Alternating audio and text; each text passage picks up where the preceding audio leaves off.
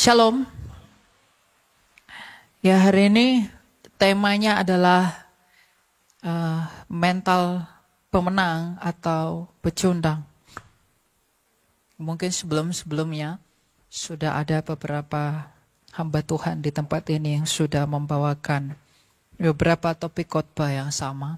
Tapi sejalan dengan tema itu, saya akan membawa satu hal tentang apa yang disebut dengan mental pemenang dan mental pecundang. Dalam hal ini kita belajar dari Nabi Maleakhi, sebuah kitab yang ia tuliskan yang menutup perjanjian lama dan sekaligus yang akan membuka perjanjian baru. Dari Maleakhi 3 ayatnya yang ke-7. Dikatakan demikian bahwa sejak zaman nenek moyangmu kamu telah menyimpang dari ketetapanku dan tidak memeliharanya. Kembalilah kepadaku dan aku akan kembali kepadamu, firman Tuhan semesta alam. Tetapi kamu berkata, bagaimanakah kami harus kembali? Sekali lagi, sejak zaman nenek moyangmu kamu telah menyimpang dari ketetapanku dan tidak memeliharanya. Kembalilah kepadaku dan aku akan kembali kepadamu, firman Tuhan semesta alam. Tetapi kamu berkata, bagaimanakah kami harus kembali?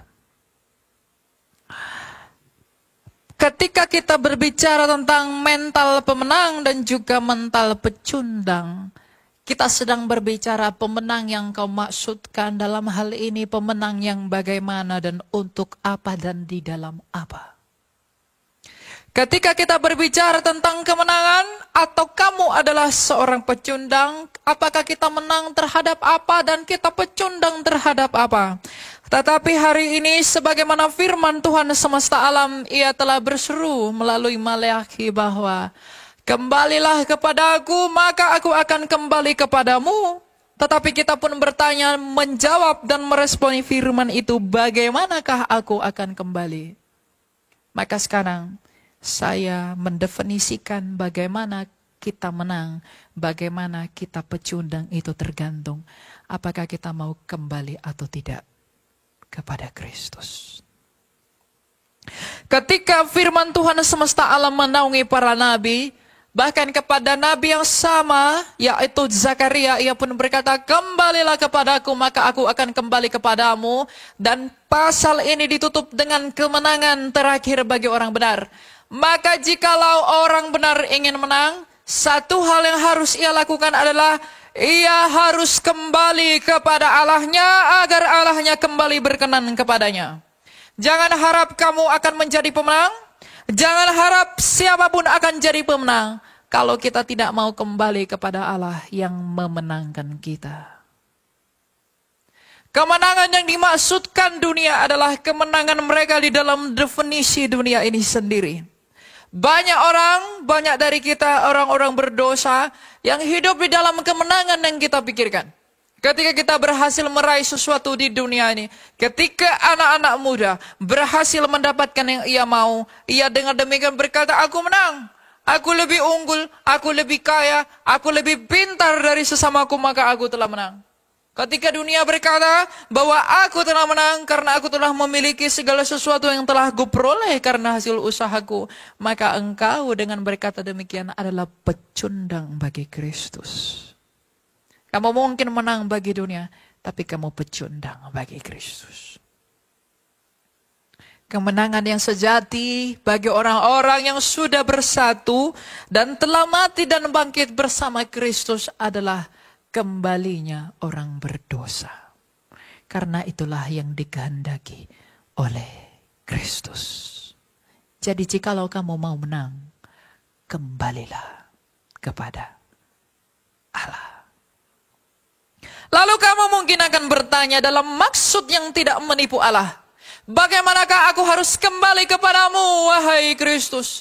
Bagaimana aku kembali kepadamu, ya Yesus Kristus Sang Pantokrator? Bagaimanakah aku harus kembali kepadamu? Seperti doanya Daud kepada Allah. Ya Allah, Abraham, Ishak dan Yakub, berikanlah aku hati yang rela. Kalau kita mau kembali kepada Kristus Tuhan dan Allah kita, dengan maksud menyerahkan diri kita masing-masing segenap kepada Kristus Tuhan kita, maka milikilah hati yang rela agar kamu menang. Karena kemenangan tidak akan bisa datang dari dirimu sendiri, tapi kemenangan hanya bisa datang kalau kamu berserah. Berserah kepada Allah bukanlah salah satu cara untuk hidup, tapi satu-satunya cara untuk hidup. Dalam hal melawan dosa, dalam hal bertobat, dalam hal meninggalkan dosa, milikilah hati yang rela agar kamu menang. Sebab Rasul Paulus, bukankah ia di dalam kerelaan hatinya telah mengakhiri kitab suci, telah mengakhiri tulisan-tulisannya dengan berkata, aku telah menyelesaikan pertandinganku dengan baik. Mengapa ia dapat bertanding dengan baik? Karena ia dengan rela meninggalkan segala kemuliaan yang ada pada dirinya, rela mendekam di penjara, dianiaya, dihina, bahkan kepalanya dipenggal karena ia memiliki hati yang rela oleh karena pelayanannya kepada Kristus. Kerelaan hati adalah kunci kembalinya kita kepada Allah. Oleh karena itu kitab suci berseru, relakanlah hatimu dan bertobatlah. Kalau kamu tidak rela, tidak ada pertobatan. Tanpa pertobatan tak seorang pun menikmati kerajaan Allah. Kalau saya tak rela di hadapan Tuhan, kalau saya tak rela melayani Allah, maka ia pun akan membuang saya. Saya adalah orang yang amat berdosa. Kalau saya tidak menyerahkan kehendak saya kepada kerelaan Tuhan, maka saya pun sekalipun saya melayani di sini, tapi saya merasa pelayanan saya karena kemampuan saya tanpa keberserahan kita kepada Kristus Tuhan dan Allah kita, maka kamu bukan termasuk orang-orang dan bagian yang menikmati apa makna jadi pengikutku. Oleh karena itu, milikilah hati yang rela agar kamu menang. Menang melawan dosa, menang melawan perbudakan iblis, menang melawan dirimu sendiri. Keinginan dagingku adalah untuk semakin berdosa. Seperti babi yang berkubang kepada lumpur. Bukankah kita sekalian demikian melayani dosa kita? Kalau kita mau menang, kemenangan orang Kristen adalah berusaha menghilangkan keinginan untuk tidak hidup lagi di dalam dosa dan pelanggaran. Karena kemenangan kita di dalam Kristus akan membawa kita menjadi pecundang di hadapan iblis. Kemenangan bagi iblis adalah ketidakrelaan hati dan kesombongan orang-orang Kristen. Jadi kalau kamu mau menang dan tidak menjadi pecundang di pemandangan mata Allah, milikilah hati yang rela, milikilah hati yang berserah. Serahkanlah segala sesuatu kepada Dia agar Ia yang menolong kamu, bahkan dalam pertobatanmu, bahkan dalam usahamu untuk meninggalkan segala noda dan pelanggaranmu. Minta tolonglah kepada Allah, berserulah kepada Dia sebagaimana para rasul telah berseru.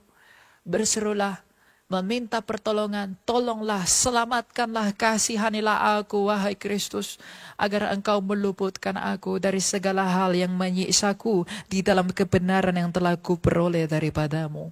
Dengan demikian, pada hari terakhir, pada hari Tuhan, kita akan ditandai sebagai orang yang menang di dalam pertandingan yang disempurnakan oleh Kristus sebagai pokok anggur yang benar.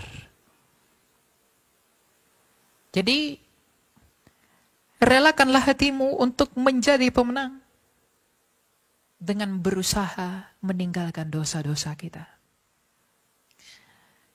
Para rohaniawan, para pelayan Tuhan dan segenap yang mengambil bagian dalam pelayanan kepada Kristus, termasuk saya, termasuk yang menyanyi di sini, yang main musik di sana. Di dalam pelayanan kita, bukankah kita sekalian kadang merebut kemuliaan Tuhan? Bukankah kita kadang mengambil kemuliaan Tuhan? Ia bermahkota duri, namun kita memakai kemuliaan dunia. Ia berpakaian yang tidak berarti apa-apa, sedangkan kita menyangkali Dia dengan cara hidup kita. Kalau kita mengaku mengikuti Dia, kita tak mungkin hidup sebagaimana Ia tidak hidup. Kalau kita mau jadi pemenang, saya orang Kristen, pengikut Kristus, dan kamu juga pengikut Kristus. Kalau kamu mau jadi menang di dalam kepengikutanmu akan Dia, maka hiduplah sebagaimana Kristus yang adalah Tuhan dan Allahmu itu telah hidup. Tirulah Dia dan teladanilah Dia dalam segala hal. Di dalam kesederhanaan hidupnya, di dalam kerelaan hatinya, di dalam pikirannya yang murni, di dalam bantuannya kepada orang lemah, di dalam pertolongannya kepada orang susah, di dalam uluran tangannya kepada orang-orang berdosa, dan tidak menaruh kejijikan kepada orang-orang yang membutuhkan Ia. Tapi jikalau kita mau menang, jikalau kita mau menang dalam hal menjadi Kristen, Kristus itu cukup menjadi teladan bagi kita. Kalau kita mengatakan, saya mau menang, saya seorang Kristen, tapi kita tidak melakukan apa yang Kristus lakukan dalam karakternya yang mulia, yang memang Ia bawa menjadi teladan bagi kita untuk menuntun kita kepada kesempurnaan iman, maka kita tetap menjadi pecundang sampai mati. Kalau saya mengatakan saya adalah orang Kristen, tapi saya tidak hidup seperti Kristus telah hidup. Saya tidak memberi hati sebagaimana Kristus telah merelakan hatinya demi pengabdiannya kepada Bapaknya. Saya tidak rendah hati seperti Kristus telah begitu rendah hati. Maka saya pecundang sekalipun engkau setiap minggu datang ke gereja. Sekalipun engkau menerima perjamuan Tuhan. Sekalipun engkau bernyanyi. Sekalipun engkau berkhotbah. Sekalipun engkau melakukan hal-hal yang terlihat secara kulit kamu melayani Allah. Tapi kalau kamu tidak memiliki hati sebagaimana Kristus telah memilikinya, kamu tetap jadi pecundang. Tidak pernah akan jadi pemenang. Tapi ketika para rasul di dalam kehinaan mereka bagi dunia, ketika Petrus dianiaya, ketika Paulus dianiaya, ketika semua rasul dianiaya dan dianggap bodoh, bahwa mereka adalah Mesiim, mereka adalah Kristianos, mereka adalah pengikut Kristus, karena bagi dunia ini tidak ada kemuliaan yang tampak pada mereka yang mengikuti Kristus itu. Tapi pada akhirnya mereka lah orang-orang yang menang itu. Karena mereka berusaha hidup sebagaimana Kristus hidup. Kristus telah diabaikan dan mereka pun ikut diabaikan. Karena mereka melakukan hal yang sama seperti yang Kristus lakukan. Oleh karena itu berbahagialah engkau. Jikalau engkau dianiaya dan juga diasingkan dan diabaikan. Oleh karena pengabdianmu kepada Kristus. Karena kamulah pemenang. Tapi celakalah kamu dan malanglah kamu yang dielu-elukan dan yang dipuji-puji. Sedangkan kamu lupa betapa banyak dosa yang ditutupi oleh Tuhanmu. Kalau manusia memujimu, kembalikanlah pujian itu kepada Allah. Sebab berapa banyak dosa yang disembunyikan oleh Allahmu. Itulah latihan bagimu dan bagiku untuk menjadi pemenang. Di dalam imanku sebagai seorang Kristen. Kalau orang mengaku Kristen tapi tidak berjuang untuk hidup di dalam apa yang Tuhannya mau, ia pecundang. Kalau ia mengaku Kristen, ia datang ke gereja tapi tidak hidup sebagaimana Kristus hidup. Tidak mengagungkan kemuliaan Kristus di dalam tahtanya yang dengan rela naik ke atas salib dan membentangkan tangannya yang penuh belas kasih. Tapi malu menjadi saksi akan Tuhannya yang telah tersesah demi keselamatan dia. Engkau pecundang. Kristusmu tak malu mengakui engkau. Kristusmu tak malu tersalib demi engkau. Mengapa engkau malu mengakui dia? Dia tidak malu untuk menjadi miskin sedangkan ia menggenggam segala sesuatu demi menanggung kehinaanku dan kehinaanmu. Tapi mengapa engkau malu untuk hidup sebagaimana dia hidup? Dia tak malu mengatakan bahwa sudah selesai, tersesat demi dosaku yang amat dan teramat banyak ini. Tapi mengapa saya malu untuk bersaksi mengenai dia? Lalu kita mengatakan kita adalah orang Kristen. Saya orang Kristen, tapi saya tidak hidup sebagaimana Kristus hidup. Maka tidak ada pertobatan dalam diriku. Wahai jiwaku, inikah yang kau mau? Wahai jiwaku, inikah yang kau inginkan? Wahai jiwaku, mengapa engkau telah menjadi kaya di dalam dosa, tetapi engkau telah miskin terhadap pengabdianmu kepada Allah? Inikah yang engkau mau? Bertobatlah demi kerajaan Allah. Inikah yang saya mau? Inikah yang kamu mau? Itukah yang kamu cari dengan menjadi Kristen? Inikah yang kamu inginkan dengan mengikuti Kristus? Apakah yang kamu dambakan dengan menjadi pengikutnya?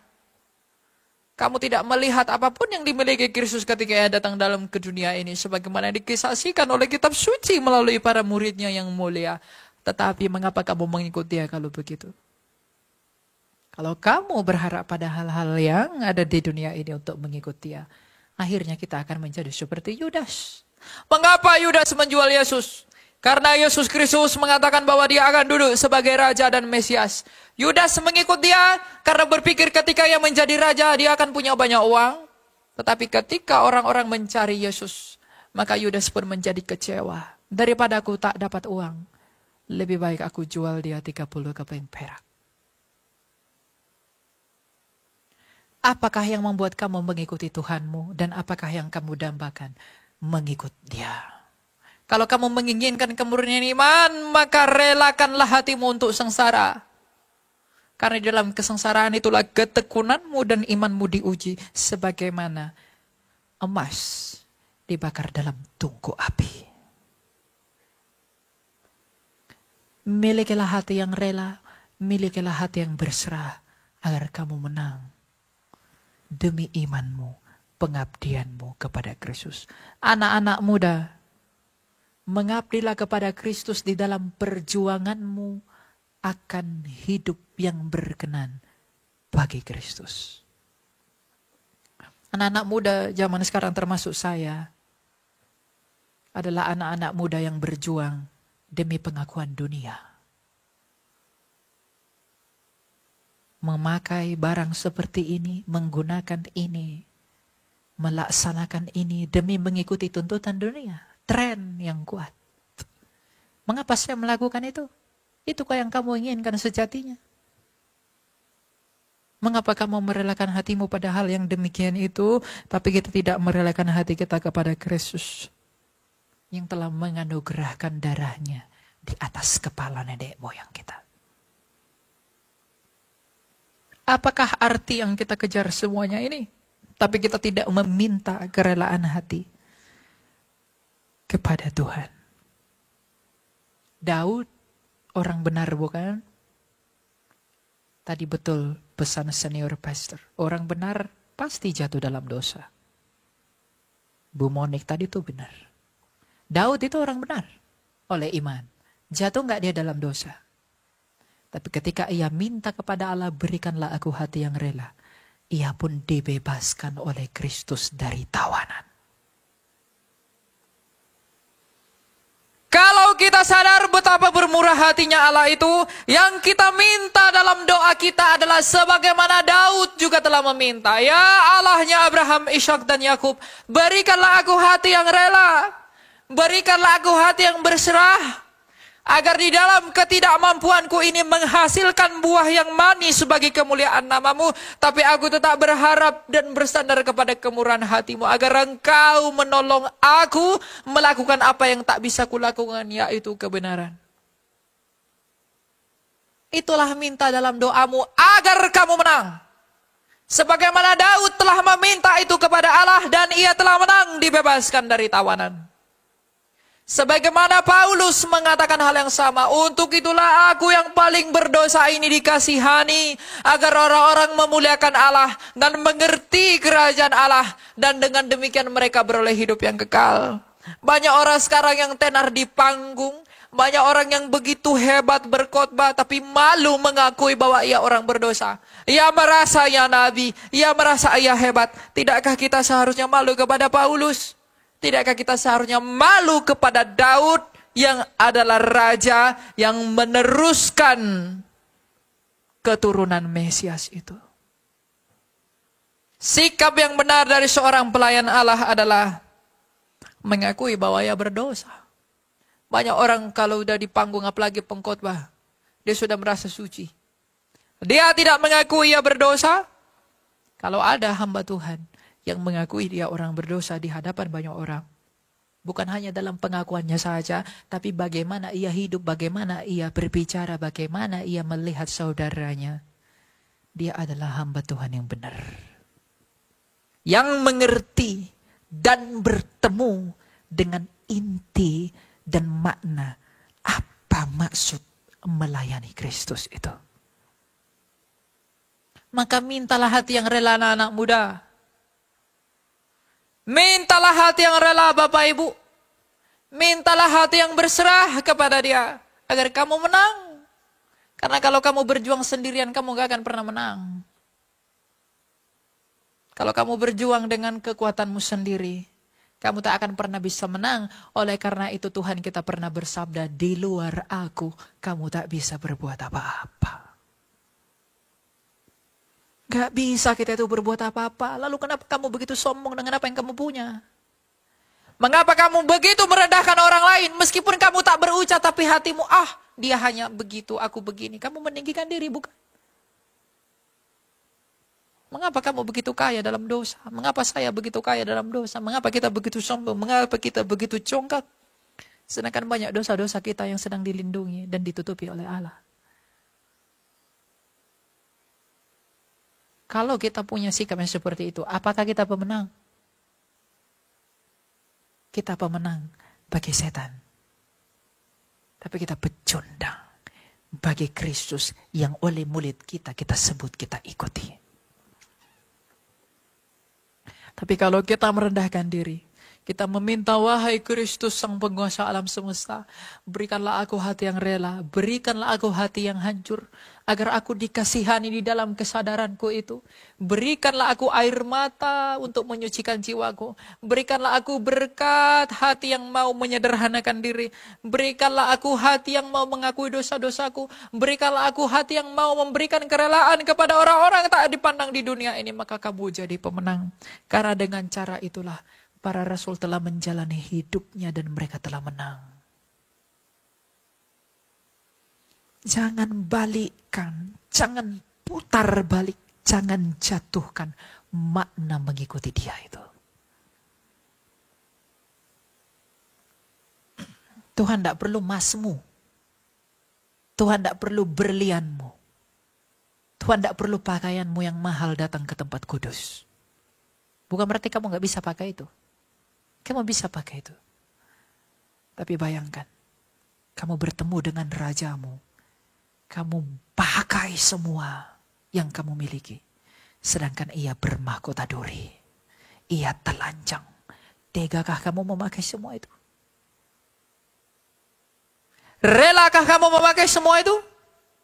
Apa maksudmu memakai semua itu? Kamu datang memakai semua kemuliaanmu, tapi yang kamu muliakan telanjang dan bermahkota duri. Lalu kamu mengatakan, aku pengikut Kristus. Apa tujuanmu memakai itu semua? Kamu ingin pujian manusia, bukan? Kalau masih seperti itu, kamu masih pecundang. Bagaimanakah aku mengikut engkau? Itulah jawaban dari semuanya itu. Banyak di antara Anda yang kelihatan kaget dengan pernyataan saya. Tapi itu bukan pernyataan saya. Itu pernyataan Paulus. Agar kita mengerti bagaimana meneladani dia itu. Jangan beri celah. Jangan fasilitasi kemampuan dan keinginan kita untuk berdosa di dalam apapun yang kita miliki. Agar kita tidak menjadi pecundang di dalam hal mengikut dia. Tapi kita menjadi pemenang di dalam mengikut dia. Wahai orang Kristen, apakah yang kamu kejar, apakah yang kamu inginkan? Kemenangan yang bagaimanakah yang kamu mau? Saya pengen anak saya sukses. Saya pengen gereja yang saya dirikan sukses. Tidak masalah. Tapi apakah caranya benar? Apakah hatimu benar? Saya katakan, jangan minta Allah mengubah hidupmu, mintalah Allah mengubah hatimu. Karena dari hatimu lah hidupmu terpancar. Sebagaimana yang tulis oleh hikmat dari pengamsal. Agar kita tahu siapakah kita di hadapan Allah itu. Kalau kamu tidak sadar, kamu bagaikan debu di hadapan Allah, tak akan ada pertobatan dalam hatimu. Kalau saya tak sadar betapa bodohnya saya, sekalipun saya melayani Tuhan, saya tidak layak merasa lebih baik dari kamu. Kalau saya menganggap pujianmu adalah hal yang baik bagi saya daripada kamu, saya lebih brengsek daripada orang yang tak melayani Tuhan. Karena sekalipun saya memperkatakan firman Allah, itu bukan berkat dari apa yang ada dalam hati saya, sebab hati saya kotor. Tapi oleh karena seperti doa kita yang di awal, kemurahan hati Allah yang memampukan kita berkata-kata di dalam kelayakannya melalui rahmatnya yang mulia itu. Jadi nggak ada alasan orang untuk meninggikan diri dan jangan beri celah untuk meninggikan diri. Kalau kita punya hati yang demikian itu, maka kita menang. Jadi kemenangan apa yang kamu mau, itu yang perlu. Mental pemenang pecundang banyak versi. Tapi sekarang ini tentang apa? Untuk apa? Di dalam perjuangan kita akan apa? Kalau di dalam perjuanganmu akan dunia, jangan buka Alkitab. Kalau pemenang, saya nggak mau jadi pecundang, saya pemenang. Tapi pemenang yang kamu pikirkan hanya dalam bisnismu, keluargamu, jangan datang ke sini. Tapi kalau kamu mau mencari pemenang, bagaimana aku mau menang dalam hal mengikut Yesus Kristus? Ini tempat yang tepat.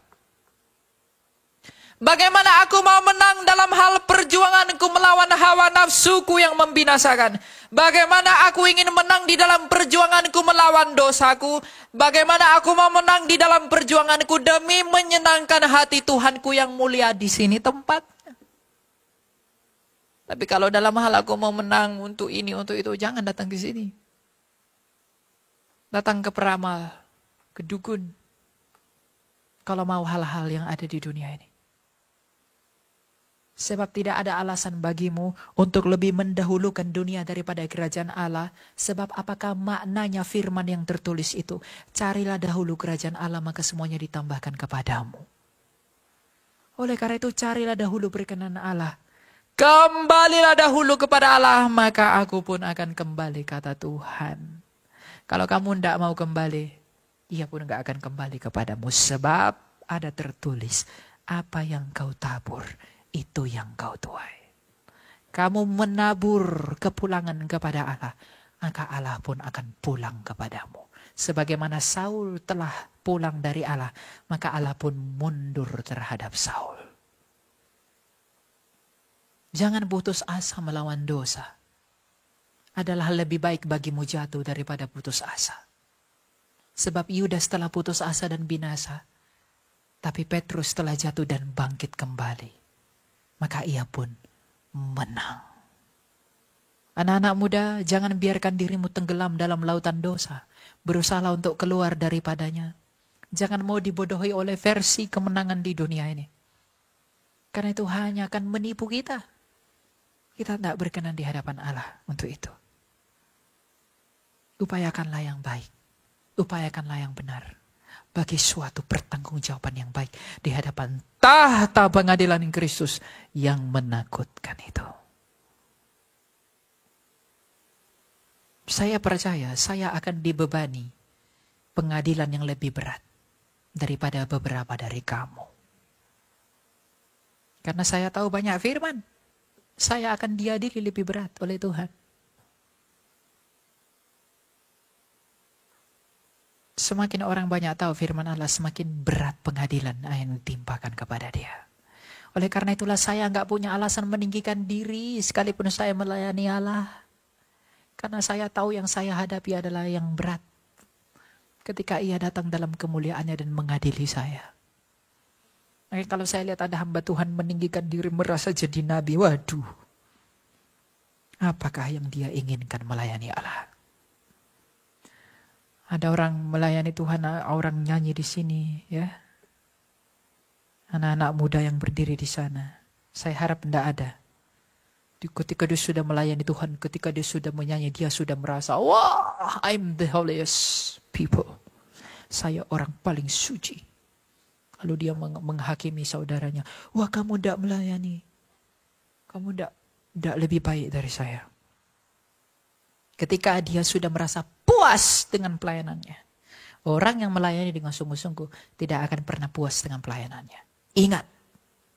Mengapa? Karena hakikat kita adalah orang yang tak layak. Setiap hari kita tidak layak. Bahkan dalam pelayanan apapun kita tidak pernah layak.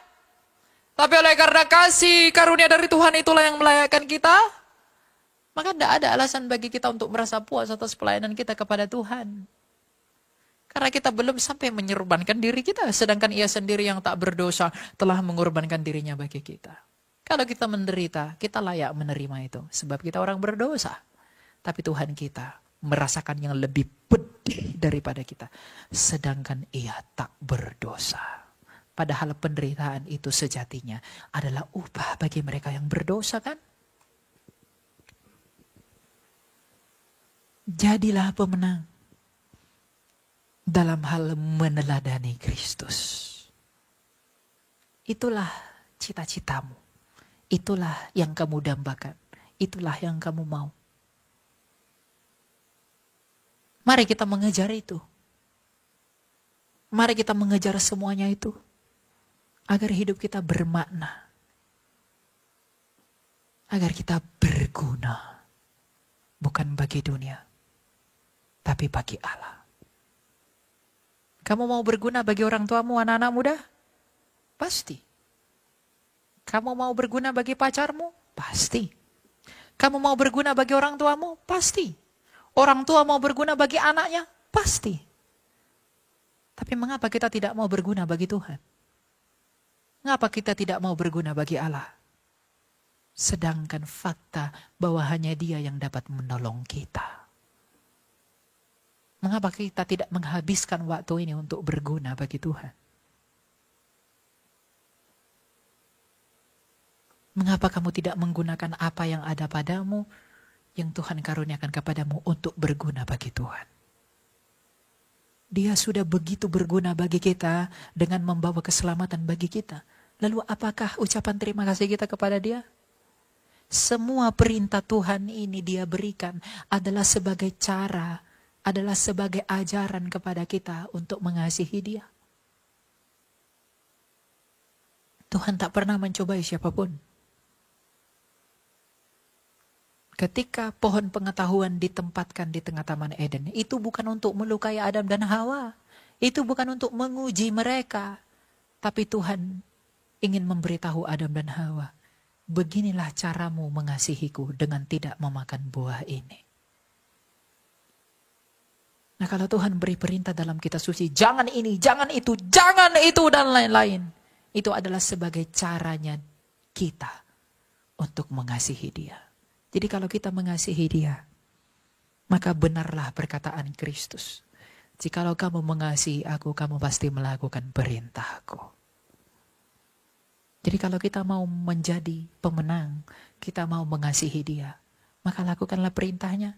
Karena perintah-perintahnya Dia itu adalah cara kita untuk mengasihi Dia.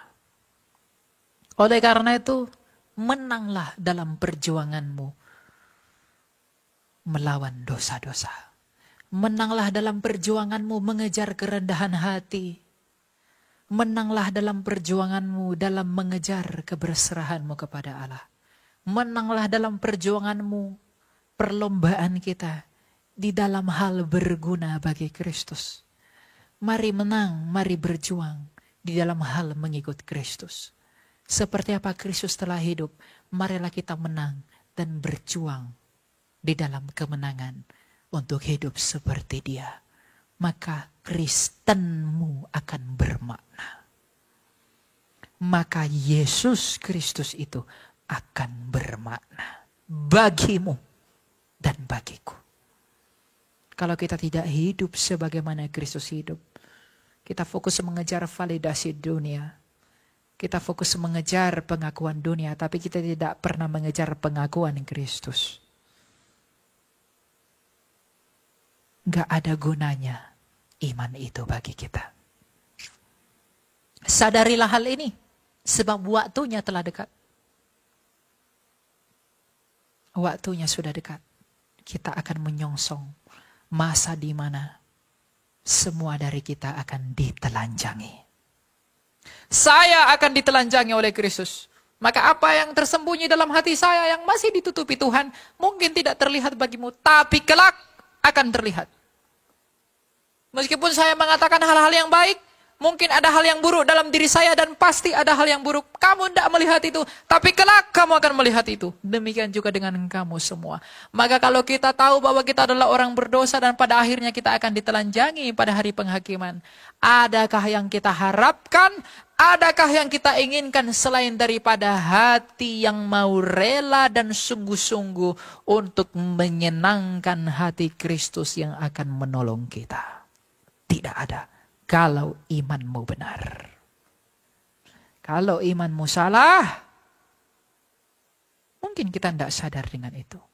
Sebagai penutup saya ingin mengatakan satu hal. Iman yang benar akan berbuah kepada kerendahan hati.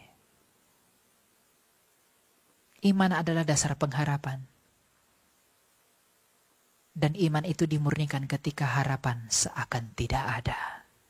Dan untuk bisa menang dalam hal itu, dibutuhkan kerendahan hati.